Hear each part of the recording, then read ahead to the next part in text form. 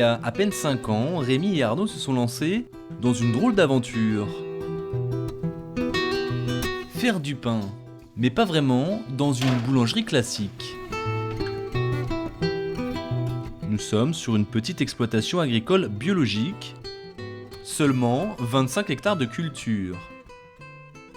Avec du blé, du petit épeautre, de l'orge, lentilles, pois chiches en légumineuses, sainfoin en légumineuses permanentes. Ça fait une toute petite surface, mais vu la transformation, on arrive à faire vivre 2 familles sur cette surface.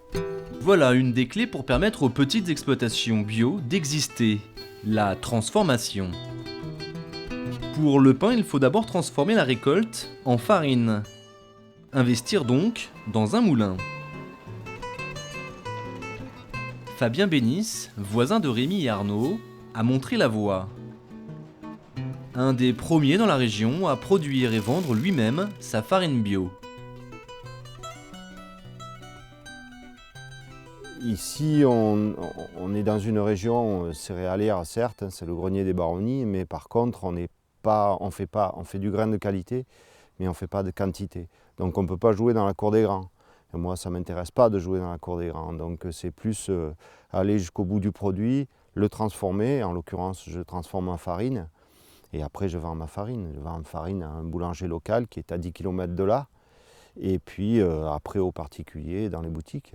En produisant 25 tonnes de farine par an, le moulin est amorti en à peine 3 ans. Une tonne de farine est vendue 2 à 3 fois plus cher qu'une tonne de blé. Alors, lorsque la farine est encore transformée en pain, les intérêts augmentent aussi. Une tonne de blé, c'est 400 €, une tonne de farine, c'est 1200 € et une tonne de pain, c'est 4000 €. Du coup, la seule solution, c'est de se réapproprier la transformation qui a été accaparée par les industriels. Poursuivant sur cette même logique, Rémi a lancé une production de houblon. 80 mètres linéaires, soit 15 kg de houblon sec, pour produire 150 hectolitres de bière biologique. Une bière, aujourd'hui, victime de son succès. On propose des produits agréables. Du coup, ça marche bien, j'ai pas de problème de vente, j'ai plutôt des problèmes de production, je produis pas assez par rapport à ce que je peux vendre.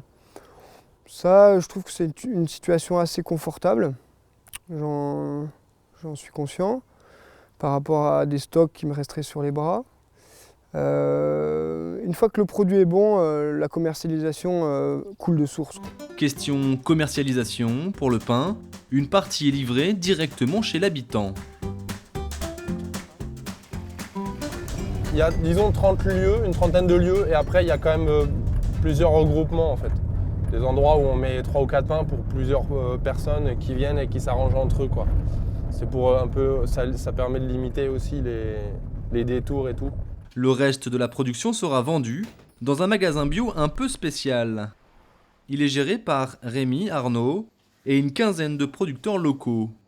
C'est le point de vente collectif de producteurs où on vend nos produits, où on a mis en commun avec d'autres producteurs notre énergie et nos produits pour les regrouper dans ce magasin, les proposer à la vente et permettre une large gamme aux clients pour pouvoir faire toutes leurs courses, quoi. Viande, pain, fromage. L'intérêt pour moi, c'est que mes biens et le pain soient en vente toute la semaine, alors que je ne suis pas forcément au magasin.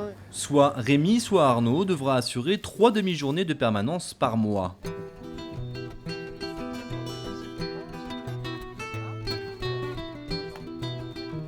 Les 2 associés dorment sur leurs 2 oreilles. Pas d'énormes crédits. Ils n'ont pas eu à acheter leur exploitation. Les anciens propriétaires ont tout vendu à Terre de Liens, une fondation qui achète des terres pour conserver leur usage agricole. Une exploitation qui est acquise par Terre de Liens devient quelque chose d'inaliénable. Donc il ne retournera pas sur le marché foncier. Donc on l'enlève de la spéculation d'une part, et d'autre part, ça permet de résoudre les problèmes de transmission, puisque les nouveaux agriculteurs, qui ne seront pas automatiquement les fils et les filles des agriculteurs installés, n'auront pas ce souci d'acquérir un pied-à-terre, c'est-à-dire foncier.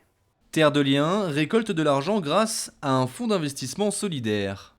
On a 10 000 personnes physiques, comme toi, comme moi, qui prennent des actions de 100 € à peu près. Et ils peuvent en prendre une, deux, 3, 100, 1000. Et aujourd'hui, on a 10 000 membres comme ça qui nous ont permis de récolter 40 millions d'euros. Qu'est-ce qu'on fait avec cet argent ? Et ces 40 millions d'euros, ils nous permettent d'acheter des terres et de les libérer de la spéculation. C'est-à-dire qu'on a acheté une centaine de fermes, un peu plus de 100 fermes aujourd'hui, avec une moyenne de 300 000 € par ferme à peu près. C'est-à-dire sur 40 millions d'euros, on utilise 75% de l'argent on l'investit directement dans les terres. Et il y a 25% qu'on garde en numéraire pour assurer la mobilité des actions. Comme pour Arnaud et Rémi, les fermes rachetées par Terre de Liens sont ensuite louées aux nouveaux exploitants, à condition de respecter le cahier des charges d'une agriculture biologique. Croustillant, ça dépend des grains.